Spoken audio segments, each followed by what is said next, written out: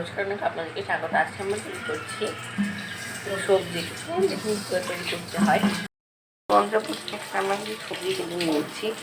এখানে আমরা আলু কেটে নিয়েছি, এখানে আমরা কলা, মিষ্টি আলু এবং ওলকপি, কুমড়ো, তারপরে গাজর, এখানে আমরা শীষ পালং গোড়া সহ সব ডালপালা নিয়ে নিয়েছি। এখানে আমরা কিছু একটা বেগুন কেটে নিয়েছি, এখানে আমরা একটা ফুলকপি কেটে নিয়েছি, আর এখানে আমরা কিছু সিম কেটে নিয়েছি।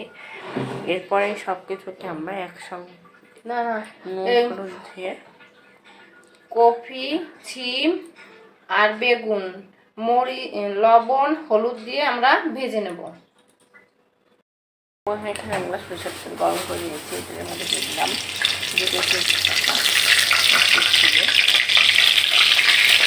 এরপরে আমরা দিয়ে দিলাম দুটো লঙ্কা গোটা,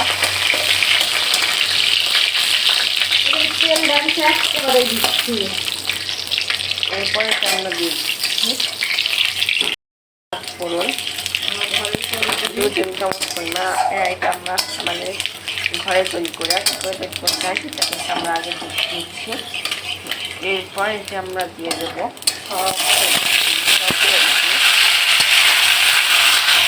দিয়ে দেখে আমরা একটু ভেজে নিচ্ছি।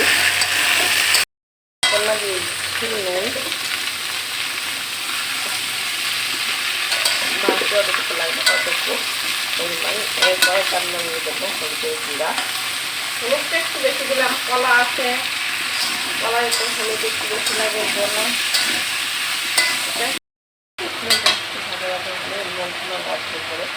আমরা দিয়ে দিচ্ছি আদা, সবগুলো মোট মিলিয়ে 5 চামচ পরিমাণ দিয়েছি এখানে আমরা।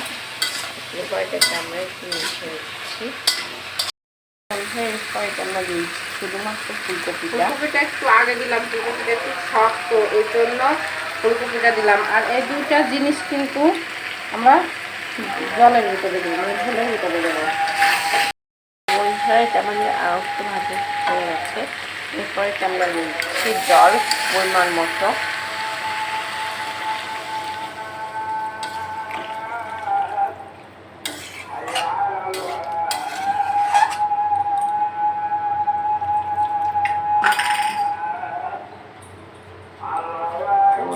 এরপর আমরা দিচ্ছি শীষ পালনের গোড়ের থেকে আমরা কেটে নিচ্ছি কিছুটা অংশ, এটা দিয়ে দেবো, আর মরিচ।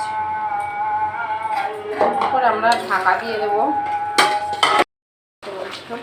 আমরা ডাকটিটা তুলে দিয়েছি, আর এতে এরপরে আমরা দিয়ে দেবো